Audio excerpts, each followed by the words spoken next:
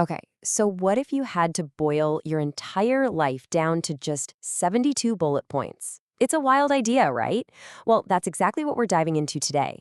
This is all based on a real personal inventory written by a man just 4 days shy of his 71st birthday. So let's try to piece this puzzle together. 72. That's the number. It doesn't sound like a lot to sum up a whole life, but that's what we've got. We're going to take this list of what seems like totally random facts and see if we can build a portrait of one very unique individual. And that really gets you thinking, doesn't it? I mean, what can a list of facts really tell us about a person? Do these little data points actually add up to a full picture, or do they just make the person even more of a mystery? Well, we're about to find out. Yeah, because this is not your average list. We're talking about a person who had a profound spiritual awakening as a teenager, who also auditioned for Van Halen and, eats a very specific, very large number of eggs every week. These pieces don't seem to fit, which makes it all the more fascinating. So how in the world are we going to make sense of this? We're going to break it down into a few parts. First, we'll look at the list itself. Then, we'll dig into three big themes that pop out: the creative force, the lifelong seeker, and the system stacker. And finally, we'll pull it all back together to see this synthesized life.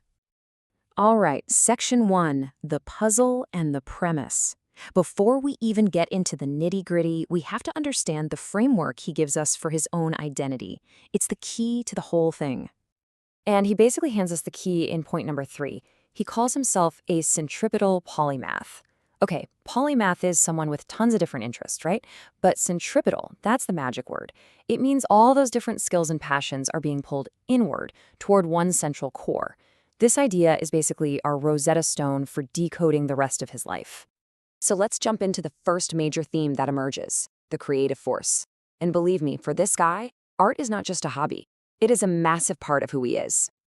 Just look at these numbers. This is not someone who just dabbles. We're talking about a whole arsenal of instruments, a history with more than a dozen bands, and this drive to create that goes way beyond music into visual art, multimedia, and even inventing his own dance method.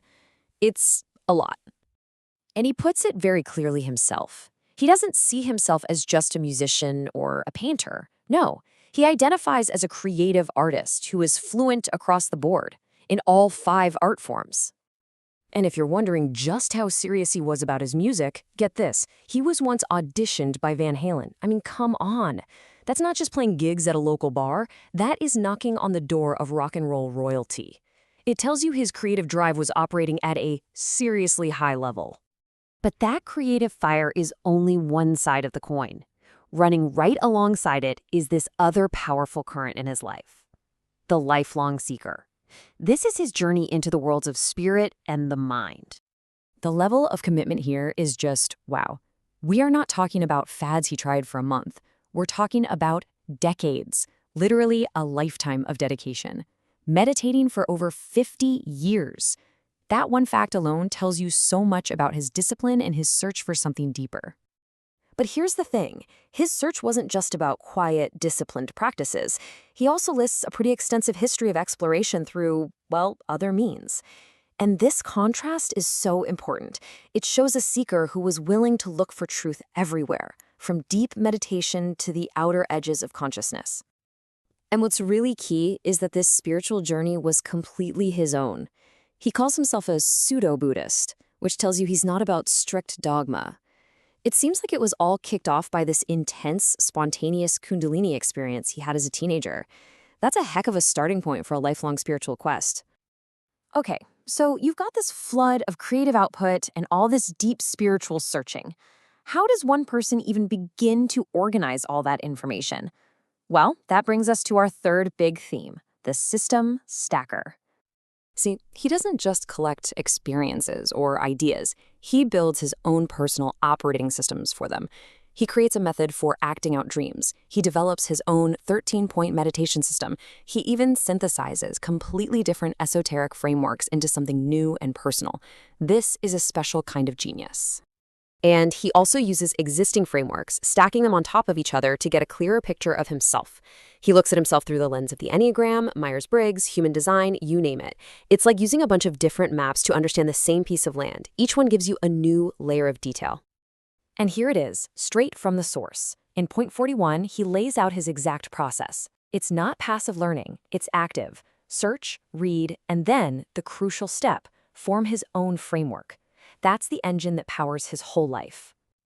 Now this is just a stunning contrast.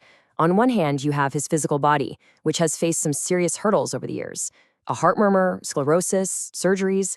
But on the other hand, look at his mind. It's been in a state of constant, relentless expansion, reading over 100 books at a time, filling 200 pages of notes a month.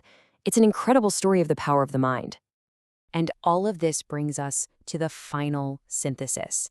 How do all these identities, the artist, the seeker, the system builder, actually come together to form one person? Well, he has a term for it. He calls himself a wholeness geek. And the final picture isn't some neat little box, it's this incredible, messy, beautiful tapestry. It's got the deeply profound, like striving to embody the absolute. It's got the quirky, like having a clown character. It's got the deeply human, like finding love after giving up on it. And it's got the communal, living on a farm and advocating for the planet. It all belongs. Which brings us right back to where we started, to that core concept, this intrepidal polymath. The art, the meditation, the systems, the clown character, the love story, they're not just random dots. They are all different roads leading to the same place, inward, to building one single, incredibly complex, and fully examined self. And when you just look at the sheer scale of it all over a lifetime, it really hits you. The number of creative projects, the decades poured into spiritual practice, the constant change and variety of his lived experiences. It's a life lived with an amazing amount of intention. So in the end, it turns out a list of facts isn't just a list. It's a data set, a story waiting to be unpacked. And it really makes you wonder, doesn't it? If you had to distill your own life down to just 72 points, what would they be? And what kind of story would they tell about you?